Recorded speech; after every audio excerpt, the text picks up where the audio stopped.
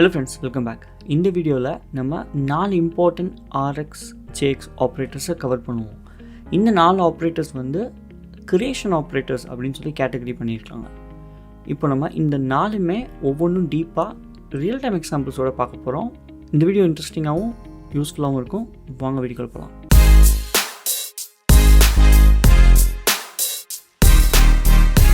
So நம்ம வீடியோக்குள்ளே போகிறதுக்கு முன்னாடி இப்போ நீங்கள் பார்க்குற லிங்க் github.com/learnsmartcoding இதுதான் என்னோடய யூசர் அக்கௌண்ட். இதுக்குள்ளே ஏகப்பட்ட ரெபாசிட்டரிஸ் இருக்குது. ஒவ்வொரு ரெபாசிட்டரிஸும் ஒவ்வொரு இம்பார்ட்டன்ட் ப்ராஜெக்ட். நீங்கள் இதை ப்ரௌஸ் பண்ணி உங்களுக்கு பிடிச்சதை நீங்கள் எடுத்துக்கோங்க. வீடியோக்கு ஸ்பெசிஃபிக்கான ஒரு ரெபாசிட்டரி வீடியோட டிஸ்கிரிப்ஷன்லேயே இருக்கும். நீங்கள் என்னை ஃபாலோ பண்ணணும்னு நினச்சிங்கன்னா லிங்க்டின், இன்ஸ்டாகிராம், ட்விட்டர், அப்புறம் GitHub இந்த 4ஓட லிங்க்கும் இங்கே இருக்குது. நீங்கள் இதை கிளிக் பண்ணி என்னை நீங்கள் ஃபாலோ பண்ணலாம்.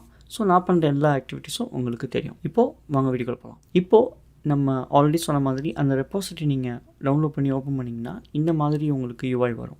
ஸோ நம்ம பார்க்க போகிறது ஃபஸ்ட்டு இது creation operators, off, from, interval, timer. இந்த 4 தான் பார்க்க போகிறோம். பேசிக்கலாக UIயில் என்ன நடக்குதுன்னா, ஆஃபை வச்சு இந்த 3 டாஸ்கையும் நம்ம லோட் பண்ணுறோம். அடுத்து ஃப்ரம் வச்சு இந்த 3ஐயும் லோட் பண்ணுறோம். இந்த 7, 8, 9 இன்டர்வல்ங்கிற ஒரு ஆப்ரேட்டர் வச்சு நம்ம லோட் பண்ணுறோம். டைமருங்கிற ஆப்ரேட்டர் வச்சு இந்த கடைசி இதை டிஸ்பிளே பண்ணுறோம்.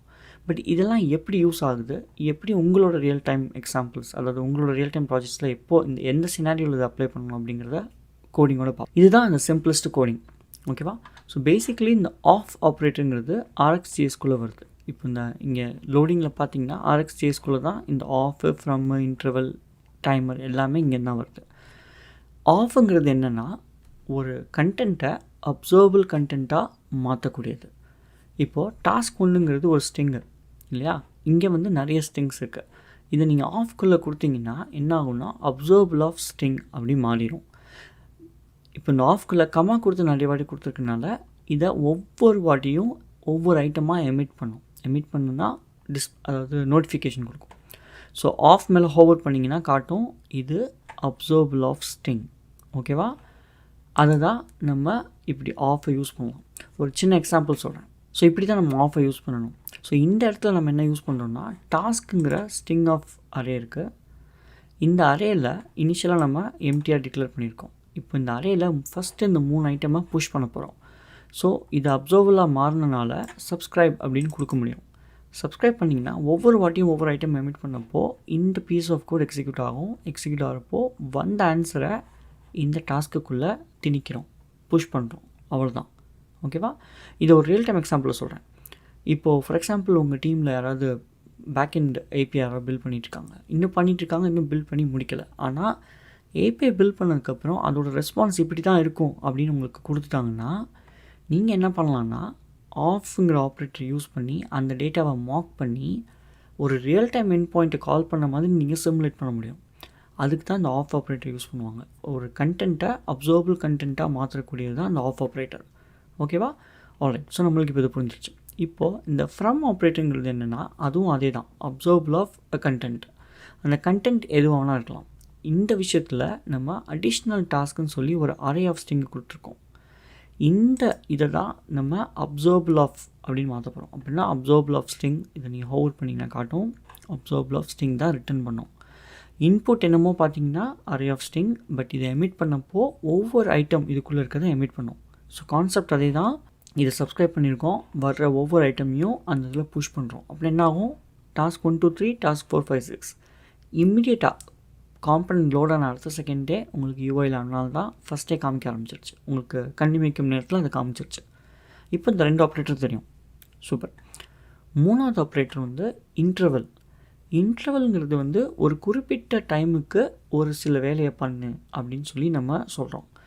ஸோ இங்கே இன்டர்வல் பார்த்திங்கன்னா 2000 கொடுத்துருக்கோம். அதாவது இது மில்லி செகண்ட்ஸில் இருக்கும். ஒரு செகண்ட் வந்து 1000 மில்லி செகண்ட்ஸ்னு சொல்லுவாங்க. ஸோ இங்கே நம்ம என்ன பண்ணுறோம், எவ்ரி 2 செகண்ட்ஸ் டூ சம்திங். அந்த டூ சம்திங் என்னென்னு பார்க்கலாம்.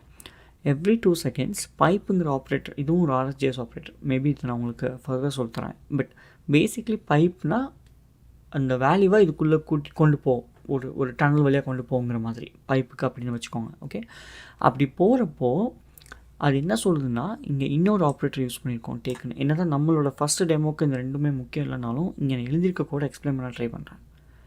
டேக் 3 அப்படின்னா ஒவ்வொரு 2 செகண்ட்ஸும் இது எமிட் பண்ணிக்கிட்டே இருக்கும். ஆனால் நம்ம என்ன சொல்கிறோம், நீ ஒன்றும் எல்லாத்தையும் எடுக்க வேணாம், ஃபஸ்ட்டு 3 மட்டும் எடு, அதோட நிறுத்திடு. அதுதான் இந்த டேக் 3க்கு அர்த்தம். ஓகே, இது அப்சர்வபிள்னால டாட் சப்ஸ்கிரைப்னு கொடுத்திங்கன்னா அதே தான். நம்ம டாஸ்கோட லென்த்தை கேல்குலேட் பண்ணி அதை ஆட் பண்ணுறோம். Already 6 இருக்குனால 6 + 1 7. So task 7, task 8, task 9 அப்படின்னு 3 வாட்டி ஆட் ஆகும். ஓகேவா? அதுதான் நீங்கள் இந்த டெமோவில் பார்த்தது. இந்த டெமோவில் பார்த்தீங்கன்னா நம்ம திருப்பியும் போயிட்டு வருவோம். ஸோ இந்த டெமோவில் பாருங்கள் 6 இமிடியேட் ஆட் ஆகிடுச்சு. பட் எவ்ரி 2 செகண்ட்ஸுக்கு தான் 7, 8, 9 ஆட் ஆகும். நம்ம பேசிகிட்டு இருக்கப்போ 6 செகண்ட்ஸ் ஆகிடுச்சு, இந்த 3 ஆட் ஆகிடுச்சு.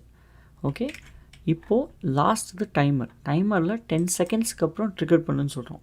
ஒரு 10 செகண்ட்ஸ்க்கு அப்புறம் ஒரு ஈவெண்ட் ட்ரிகர் ஆகும். அந்த ஈவெண்ட்டை சப்ஸ்கிரைப் பண்ணியிருக்கோம். சப்ஸ்கிரைப் பண்ணதுக்கப்புறம் என்ன பண்ணணுங்கிற லாஜிக் தான் இதுக்குள்ளே எழுதுகிறோம்.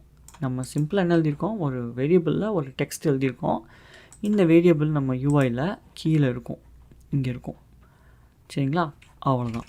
அதுதான் இப்படி இந்த மாதிரி அலர்ட்டை காமிக்குது. So off, from, interval, timer இந்த 4 ஆப்ரேட்டரும் வந்து கிரியேஷன் ஆப்ரேட்டர் அப்படின்னு சொல்லி கேட்டகரைஸ் பண்ணியிருக்கோம். இந்த 4 RxJS ஆப்ரேட்டர் நம்ம இந்த வீடியோவில் பார்த்தாச்சு. இதை ரியல் வேர்ல்டு எக்ஸாம்பிள், அதாவது நீங்கள் உங்கள் ப்ராஜெக்டில் நான் சொன்ன சினாரியோஸ் நீங்கள் எப்போயாச்சும் கோ த்ரூ பண்ணிங்கன்னா அப்போல்லாம் இந்த ஆப்ரேட்டர்ஸ் நீங்கள் யூஸ் பண்ணலாம். உங்களுக்கு யூஸ்ஃபுல்லாக இருக்கும். யாரையும் நம்பியோ டிபெண்ட் பண்ணியோ எதுவும் இருக்க வேணாம். இந்த மாதிரி நீங்கள் நிறைய விஷயத்த யூஸ் பண்ணலாம். ஓகேவா?